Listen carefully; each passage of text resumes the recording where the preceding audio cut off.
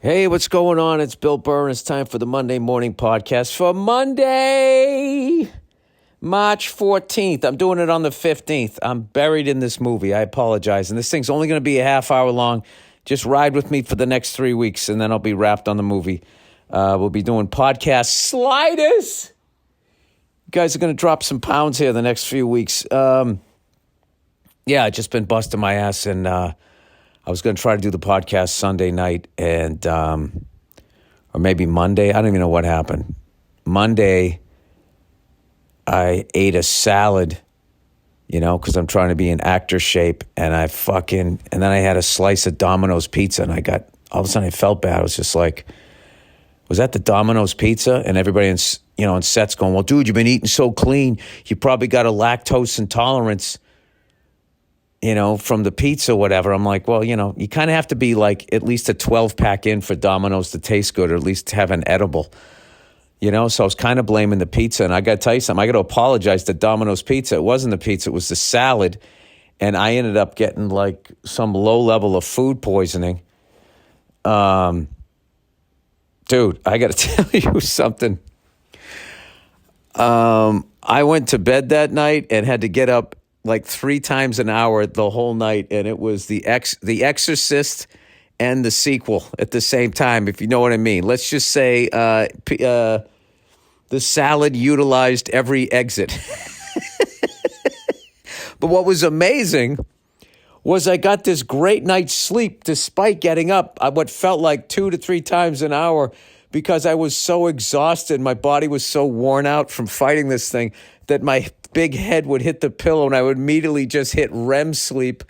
And I woke up. I was weak as hell, and my lower back was killing me from convulsing over the fucking toilet. I mean, like, this shit would not stop coming out until it was just bile. But I got to tell you something. I don't mind puking. I know there's a lot of people, they hate puking. I think the noises you make are fucking hilarious when you go, when you get really towards whatever is left, just laugh. I was kind of cracking up, and then after you puke, you feel so much better.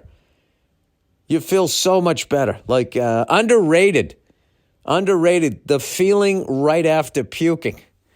I'm not talking about the embarrassment or shame, if you're like a fucking parking lot, before a game tailgating. I mean, that's not a good feeling, but like, there's just something in your body, and your body wants it out of you. Puking's also underrated because it's getting it out way quicker than on the other end. Because the other end, it got into you, it went through the whole thing, It kind of got past that first line of security, and then it got into your intestines, and that's when people start whispering, what the fuck is this? And then, all right, buddy, it's time for you to go, right? And that's it, right?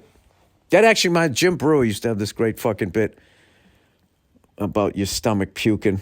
Something with the stomach was like the bouncer, and it got everybody out of the club. Wow. I just went back almost 30 years in the fucking comedy brain there. Anyway, so you know what you do after you have a night of that, shitting and puking and everything. If you're a big Hollywood phony, the first thing you do when you wake up, what do? Do you get some electrolytes? Do you drink some Gatorade? No, you jump on the scale and you're like, woo, drop 2.5 pounds, baby. I know, it's sad, it's pathetic, but it is what it is. I'm recording this on my phone because I can't find my other thing because my life is a mess right now. But I will tell you this, the movie is going, it's going amazing. It's really going amazing. And I got a very nice letter from the people that gave us the money saying how much they're enjoying the daily. So I don't know. I'm getting a little excited here. What's going on out in the world? Only thing I know is the gas prices are high. Which this is yet another time where I thought I would just wish regular people were organized. It's like we made the gas prices go down to like $2 a gallon, $1.90 a gallon in 2020 by all staying home and not driving. Granted, the government told us to stay home. I ain't fucking staying home. I don't trust the government. They're bombing Iraq. That's great. Support the troops. Anyway, we made it go down. So why don't we just all just like drive less? If you're working somewhere and somebody lives kind of near you, why don't you commute? Fuck these gas companies. Okay? They keep doing this shit where it was like they didn't know the pandemic was coming, so they had all of this fuel and then we didn't use it. So the supply and demand thing. So then we start buying it again. And then what do? They stop producing it. And then they're like, oh, we don't have as much. They do it on purpose. They're greedy cunts. They pay all the politicians, the Republicans, the blue ties, the Obamas, the Trumps, the Bidens, the Clintons. They pay all of them. They pay all of them. And so they don't do anything about it. But we have the power, man. But you get the power, then you don't drive your car, then you get the girl. Right? We have the power to just make it go back down again. Just don't fucking drive. If you can, or whatever, commute with somebody else. All right? Do your part this week to fuck over the fucking oil companies and drive less or commute or stay home one day when you were going to go out or ride your bike. Do something like that. Fuck these fucking greedy cunts who create a shortage on purpose so they can try to make up all the money they lost in 2020. It's fucking disgusting. I saw a thing the other day, all these fucking Trumpsters are trying to say that Donald Trump was right about the fucking oil and all of that shit. It's fucking hilarious. He was right about the oil. Yeah, well, so is Jimmy Carter, but he wore the wrong color fucking tie, right? Jimmy Carter made that same fucking speech in the late 70s. Said this country is addicted to oil. He put solar panels on the fucking White House, and he was viewed as weak. And then 40 fucking years later, a guy with a red tie says the same goddamn thing, minus the solar panels, and he's considered a fucking god by the same people that thought the other guy was a fucking weak person. All right? Now, I'm not just going after conservatives here, because if the exact same thing happened reverse, where a red tie guy said it, the blue tie people won't listen to it. What are you saying here, Bill? I don't know what I'm saying. I don't know. It's fucking unbelievable. All you got to do is have a fucking different colored tie and people get like hypnotized and they won't fucking listen to it. Oh, gee, Bill, you're so goddamn smart. I know. But I think I do make some good points here. All right, everybody, it's Indochino. From weddings to work functions to weekends out of the town. It's always the right time to dress to impress, especially in clothes that fit you perfectly. Indochino makes high-quality custom-fitted suits, shirts, and casual wear, all at a surprisingly affordable price. Oh, will you look at that? You can customize everything from suits and shirts to chinos and bomber jackets at prices more affordable than you might expect. Indochino offers completely custom-fitted suits, shirts, casual wear, and more at surprisingly affordable prices. Get a wardrobe personalized to your style and taste without spending a fortune. Every piece is made to your exact measurements, and you can customize every detail. Choose everything about your suit, including the fabric, lapel, monogram, and statement linings. Make a statement with your lining. Create a suit that fits you and your style perfectly. They're always adding new pieces so you can stay on trend and in style. The best part, Indochino suits start from just $4.29 and shirts from $79. This season, dress to impress on every occasion with Indochino. Get $50 off any purchase of $3.99 or more by using the promo code Burr at Indochino.com. That's $50 off a purchase of $3.99 or more at INDOCHINO.com. Promo code Burr. Oh, look who it is, everyone. It's True Bill. Do you know why? Why? Free trials renew without your consent. It's a business scam out to get you. Don't let greedy corporations pocket your money. Download Truebill to take control of your subscriptions. This is a great idea. Truebill is the new app that helps you identify and stop paying for subscriptions you don't need, want, or simply forgot about. On average, people save up to $720 a year with Truebill because companies make subscriptions hard to cancel. Truebill makes it incredibly simple. Just link your accounts and Truebill will cancel your unwanted subscriptions in one tap. And your Truebill concierge is there when you need them to cancel unwanted subscriptions so you don't have to. Truebill has over 2 million users and helps save them over $100 million. Like Matthew B. Matty B, what do you say there? He says, in a matter of seconds, I saved $660 for the year on my DirecTV bill. Saved $120 for the year on my Sirius XM bill. Saved $840 a year on car insurance. Don't fall for subscription scams, man. Start canceling today at Truebill.com/Burr. Go right now. Truebill.com/Burr. It could save you thousands a year. Truebill.com/Burr. Read some of the questions. Some of the questions here.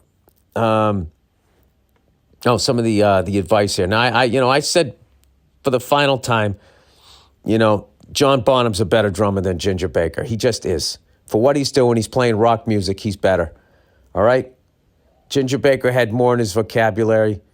He could do the jazz drummer thing. But as one of my friends said, was he one of the greatest jazz drummers of all time? No, he was not. All right? Tony Williams fucking smoked that guy. Elvin Jones smoked that guy. Max Roach smoked that guy. Buddy Rich smoked that guy. But as far as rock drummers go, John Bonham's the greatest of all time. All right, that's my opinion. Dear Bill Bonham, thanks for being such a funny bastard. I've managed to get my mom hooked on your specials, and she always puts them on whenever I visit. Oh, that's really nice. I really dig your discussions on drumming and music in general, too. And as far as the question, let me talk about something right now. There's a show out right now called Pam and Tommy, where they really try to make Tommy Lee out to be this really sort of dumb guy. And which is really a shame, because if you listen to the guy's drum parts in all of his work throughout his career, Motley Crue, throughout everything, he's a fucking genius. And I know a lot of drummers out there, they get into how difficult something is and the technicality and what time signature it's in. Like what that guy does, he plays for the fucking song.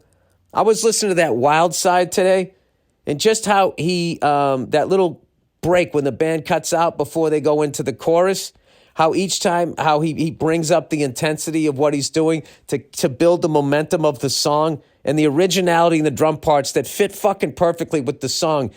Okay, you're not a mouth-breathing moron. I do know it's just a TV show, but that's been bugging me, because I got to be honest with you, whenever I sit down to try and learn a Motley Crue song, I am always blown away by the drum part. Like, why the fuck did he come up with that? And there's a lot of cunts out there, young cunts that are on fucking YouTube that, you're just getting spoon-fed all of these fucking licks, and then you sit down and you learn how to play them, and then you connect them all together and you play 90 fucking miles an hour, and you think you're fucking better than these guys. But when somebody comes in with a guitar riff and you actually have to come up with a drum part that not only fits it, complements it, and elevates it, that's an entirely different thing. Having said that, a lot of the young drummers do fucking blow me away, but I think that's becoming a lost art, where it's just becoming chops, because these kids today, I tell you, these goddamn kids, the way they play, their chops are fucking unbelievable.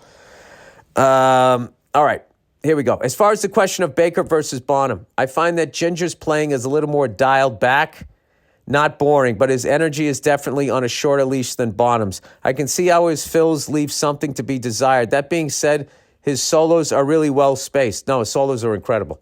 They have a certain galloping quality that I find hypnotic. I wouldn't argue with that. His solo in Blind Faith's live performance of Do What You Like at Hyde Park illustrates what I'm getting at. I recently watched that. No, I do think he's amazing, but I mean, we're talking about the genre of rock. That's, I got to give it to Bono. John is the man, though. I don't think Ginger's comments about him not being able to swing a bag of shit were called for. Yeah, I thought that was just all jealousy. I guess that's just how old jazz dudes looked at other musicians, though. We all know how fucking great those triplets are. What about the Purdy Shuffle he plays on Fool in the Rain or Kashmir? It blew my feeble human mind when I found out he was playing in a different time signature from the rest of the band in that song. Is that true? I didn't even know that. I honestly love both players so much, but Ginger's overly salty attitude gives him a deduction in my book. Yeah, that really is a shame because everybody looked at him like he was one of the greatest of all time, so he should have just taken the compliments instead of being a cunt and fucking trashing all these other people that were getting compliments. Gee, I know a few people like that. I've been like that. I'd like to acknowledge Mitch Mitchell from the Jimi Hendrix Experience as an honorable mention, too. Yeah, he was a fucking beast. He had those same jazz roots and vibes as Ginger, but he definitely had a brighter and more livelier personality in his playing. I could listen to his parts on Manic Depression over and over. Anyways, that's all I really have to say. Looking forward to your future projects. Those are all great points. I think I would get more into Mitch Mitchell. I just feel like the recording of that music, it's really muddy, and I feel like it exists somewhere between before stereo and after stereo, where, his drums are really low in the mix, I feel. Or maybe my ears aren't good enough to pick up. I mean, I know the guy's, killing it or whatever, but I like when I want to watch Mitch Mitchell, I try to watch something on YouTube where he's playing live, because then I feel like everything's at the same level. And I can really hear what he's doing. All right, driverless future. Dear Billy Goodyear, I'm not sure if you're following this, but there's a push by certain agencies and private equity groups, people with lots of money, sometimes with lobbyists behind them, to ban the use of self-driving cars. Granted, it would be years till this happened if it did. What are your thoughts on this? My first thought is, what's their problem with the way we're doing it? I know there's a lot of bad drivers out there. I know that, I don't know. I feel like there's too many people, so we got to have certain people get taken out by car accidents. That's too dark. I can't say that. And the deer population would be over the goddamn horizon. Anyway, the learning curve of AI would mean that the first few years could yield more accidents than manual human drivers. Dude, I am not getting in a car. That's like sitting at the front of the train like the conductor, and you see that other train coming at you, and you're like, ah! That's your last moment. I want to be in the back in the dining car going, can I get a turkey sub with some Lay's chips, please? Boom, lights out. I think I'd hate to have to be told what road to drive down to justify to my car system that I need to pull over to send a text, make a call, or eat a sandwich on a side street, or maybe even some teenage funny stuff. What are you talking about? If it's self-driving, you could be banging in the car. Dude, people are going to be fucking in the car. Texting, shaving. I'm not against progress, but I see the death of romance coming. There's something romantic about being able to travel freely. Wanted to get your big brain take. I know that was fucking sarcastic. Congrats on your beautiful family. Thank you. Yeah, I don't know what that is about. The only thing that I could see about that is the people that are behind it have a lot of money in self-driving cars. And there's some sort of thing in there. And it will all be done out of concern for our own safety. You know what I mean? And then it'll take it, and they'll say like, well, when you get on a plane, you don't fly the plane. There's a pilot. When you get on a boat, you have a captain. And you get on a train, you have a fucking not a conductor. What do you call an engineer? Right? They'll say that shit. I have to tell you, driving my old Ford truck, on like a Sunday, the window down, and it's manual and it shifts on the column. It's just one of the great joys I have in life. And I'm going to teach my son and daughter how to drive that truck, which I think is a really cool thing. It is one of the cool things about being an old dad is, you were around for a lot of cool shit. And your kids are going to know all the new shit. They can teach you the new shit. And then you got all this cool old shit. I don't know how many kids in my daughter and son's generation are going to know how to drive a stick shift, let alone one on the column. That's pretty fucking cool, I think. In fact, I think my daughter's first car, I'll probably get her an old car that has that's a stick shift, you know, just so her kids or her friends can see. I don't know. I'm a weirdo like that. Like, you know, there's a Mustang out right now. I went and I saw it with Dean Del Rey that looked like a hearse shifter. It was Battleship Gray, and it was a 6-speed. I was talking to Dean. We saw that thing like fucking 6 months ago. He goes, dude, I think of that car every day.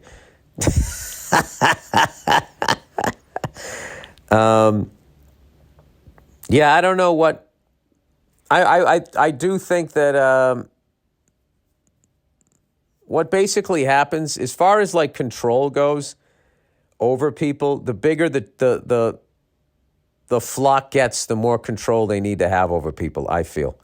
Like back in the day, you know, when there was only a couple 100 million people, you could roam around and do basically whatever the fuck you wanted, even bad shit too. So, I mean, it was a much more dangerous place. And then somewhere there was a tipping point where I think now they're taking like too much control. I don't know. That's just, I mean, they're going to have like self-flying planes, self-flying helicopters. They're moving towards that. You know, and they'll probably just blame pilot error and you know, bad drivers and shit like that. But when it really comes down to it, it's always about money. That's what I would guess. All right, plowing ahead here. New segment. Something you knew was too badass for you. Oh yeah, I was saying like I own like a fucking couple of Les Paul guitars, an SG or two, or three. I have some really good guitars that I bought, and I love playing the Malcolm Young parts of AC/DC. But I have no business owning those fucking guitars. I have an old Rickenbacker left-handed bass. I play guitar left-handed, so. And then I got the Gretsch drums. I feel like I deserve those because I play them all the time. But the segment is, what's something badass that you own that you know is too badass for you, but you still bought it? Hey, yo, Billy Red, White, and Baldhead. This last Thursday, you were rambling on about wanting a big-ass truck. Yeah, I want to get an F-250 regular cab with the diesel engine and all of that shit. And I don't know how to I change a light bulb. That's it. I just fucking love them. You asked about owning something super badass, but deep down knowing, yeah, it's just not for you. You weren't badass enough to own it. I immediately knew I had a story you'd appreciate. When I was about 12 years old, 2002, my dad bought himself a 1966 Ford Mustang, powder blue with a white hardtop, mint condition. The kind of car Seinfeld would have picked your goofy ass up in before he interviewed you about killing flies. This car was immaculate. My dad took it to every car show he could find and got first place every time. Completely original. The leather seats matched the paint job. Dude, send a picture. That sounds beautiful. Still plays 8 tracks perfectly. Not one single scratch on this fucking thing. You get it. The car was sexy as hell and everyone knew it. I turned 16 and get my driver's license. Oh no. At first, I'm driving an old maroon beat-up Mazda on its dying days. Nothing special about it. Represented me well, unassuming. Never stands out in a crowd, gets the job done, but no bells or whistles. One day, out of the fucking blue, my dad straight up hands me the keys to his Mustang. He says it's mine. I'm 16. Oh my God. He goes, I absolutely fucking love that car, but for some reason I never felt comfortable in it. All of my friends wanted to ride in it. I turned heads everywhere I went. Everyone was jealous of me, but deep down, I was a stupid kid with half a mustache. It made me incredibly insecure, and I told my dad I didn't want it anymore. Oh my God, I get it. No, dude, I get that. I get that. Where I was when I was 16, I fucking didn't like myself. I didn't like who I was. So the last thing I wanted was people looking at me. Dude, I can't tell you how much, that's what I got out of that. When you think about the guys that had the cool cars in high school, aside from being rich or whatever, they also felt good about themselves and they wanted people to look at them and they felt good. So they looked good in the car. You know, if I got in the same car, I'm like, Do I look cool? I don't. Do I? No, I don't. And I have that insecurity, and I would have looked like an asshole. Bill, my dad sold it immediately after I gave it to him. A guy in France bought it. I'm from Texas. This French fucker literally had an 18-wheeler pick it up from my house, drive it all the way to California from Texas, put it on a boat. Why wouldn't he drive it to the East Coast? And shipped it to himself in France. That's how valuable this car was. And I simply gave it up. I'm guaranteed to never see it again. I will never forgive myself for that. Young and dumb, right? No, you weren't young and dumb. You just were an insecure kid. It was too much of a car for where you were at. Your dad was obviously done with it when he gave it to you. And, yeah, that's fine. Listen, I would have looked like a jerk off in that car at 16. I look great in my truck now because I love it. I don't feel like an asshole. And I'm happy as hell when I'm driving it. And I don't care when people look at me because, I'm just an old bald ginger. I don't give a fuck. It's one of the great things about getting older. You don't care what people think anymore. Anyways, you're the man, Bill. Flew to Colorado to see you film your special at Red Rocks. Diehard fan for damn near a decade. I appreciate your wisdom, but more so, I appreciate your ability to make me feel better about my own level of intellect. That's one of the coolest ways that anybody ever said I'm dumb. Take it easy, and my best to the family back east. Go fuck yourself, you bitch. All right. That was a great story, man. That's a great car story. I hope that guy in France is listening, man. Send us a picture of the car. That guy's the coolest. I've been over to France like 2 or 3 times. I've never seen a Mustang over there. Cologne. Hey, Bill, I'm a 33-year-old young man. I say young because I don't own a home or have kids. And while that doesn't make a man, it certainly makes me a young boy man. Yeah, I know. You're sort of extending your adolescence. I did that for a good 40-something years. I recently ran into my ex's friend, and we started talking about everything that happened. She had questions about why we broke up. After a few minutes, she asked me about the Cologne fight we got into. I barely remembered it. We once had a conversation where I said I'm not into it anymore, and I don't want to smell like other dudes who bought the same shit.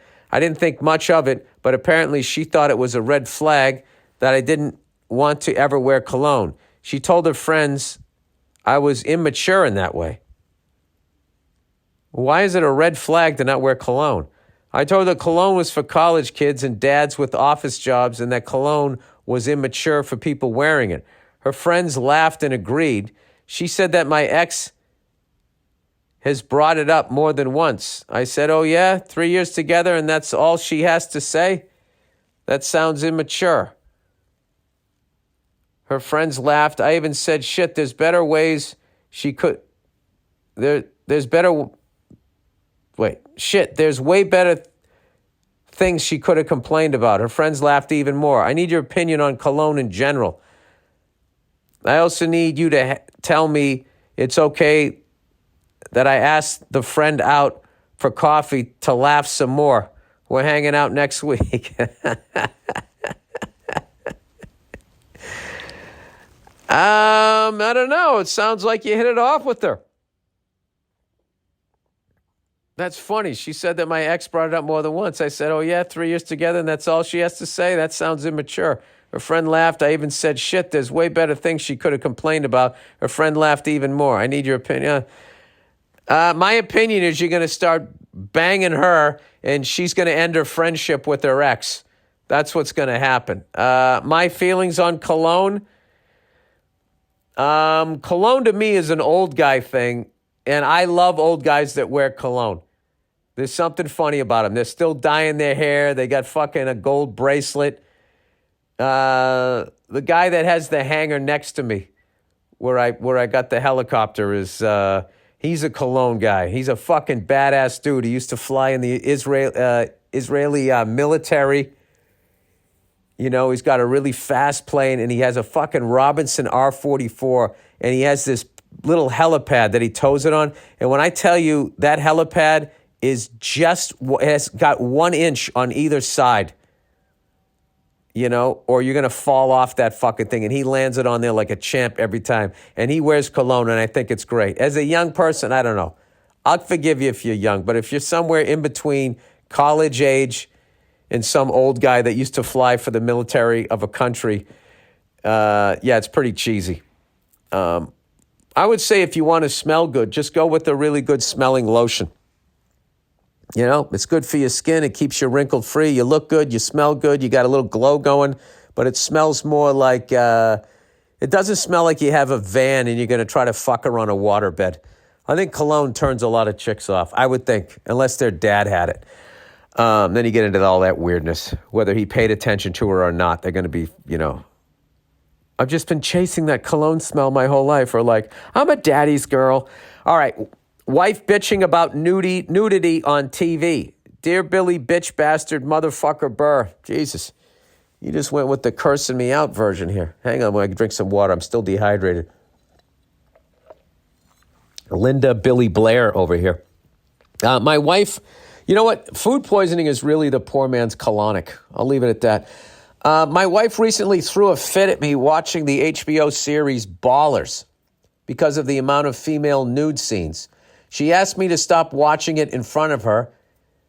Did not respond to my asking if she preferred I watch it in private. Did not respond to my asking if she preferred I watched it in private. And went on a whole tirade about society objectifying women and told me I just watched the show because I want to feel what it's like to be built like a shit brick house like The Rock and be able to get any chick I wanted like him. Well, yeah. I mean, that's why you watch TV and movies. When I was growing up, that's the whole fucking reason you watched it. Burt Reynolds, all of those guys. They were all good-looking guys. They had mustaches and cool cars, and all the women wanted to bang them. And I know all of that is gone by the fucking wayside, but I guarantee you, to this day, if there's a good-looking guy and he's pulling off a mustache and he's in a cool car and he feels good about himself and he's not really paying attention to the hot chicks, they're fucking drawn to him like a magnet. It just is.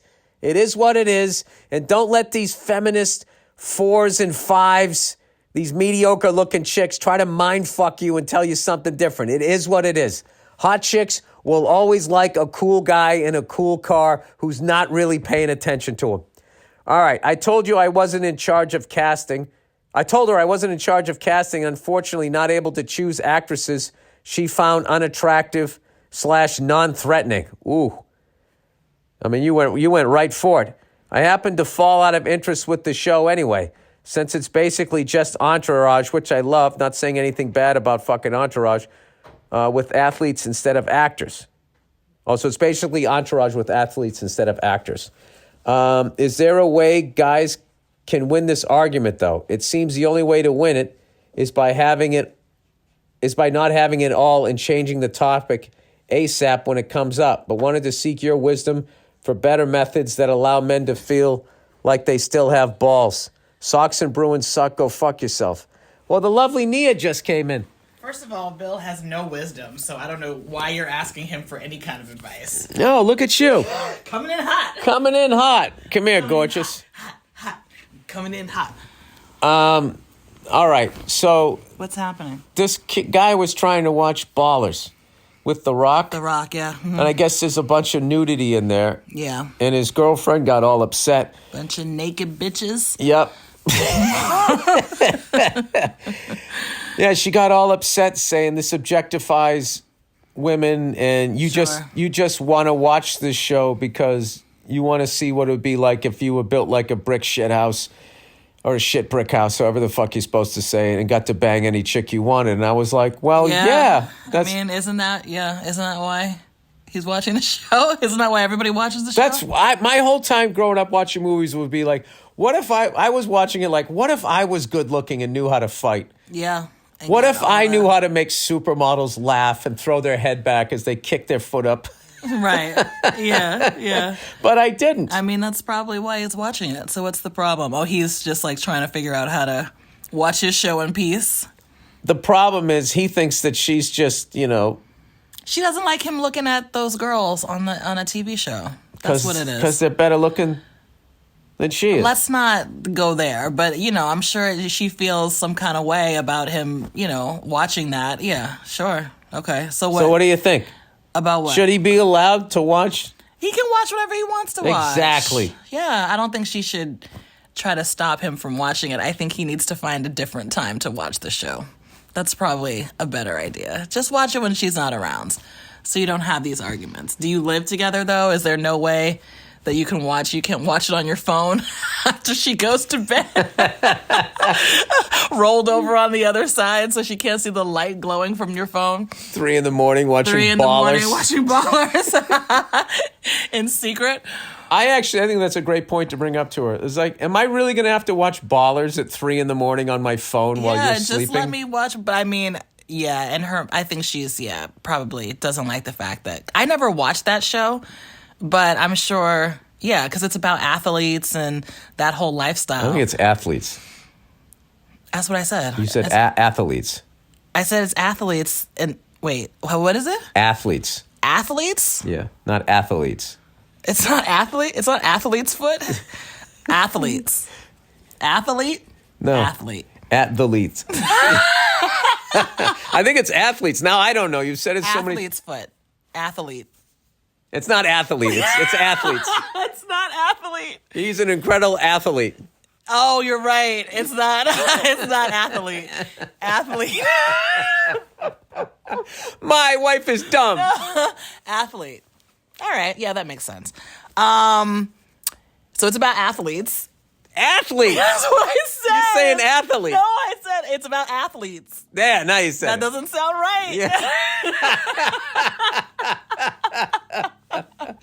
All right. Well, that's the podcast. I have some stuff. Wait. So what's on this show that's so offensive? It's just like naked women or just scantily clad women, like the groupies. Whores. Yeah. The groupies. So, that's part of that athlete. Oh, that's what he should say. Athlete life.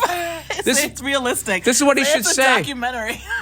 No, I'm watching a cautionary tale. I plan on being successful, and watching this show makes me love you even more, and this is why I'm going to stay with you. Appreciate you more now that I've seen all these. Well, listen, yeah. He can watch whatever as long as he's not running around trying to have that lifestyle in real life, it really shouldn't be a problem.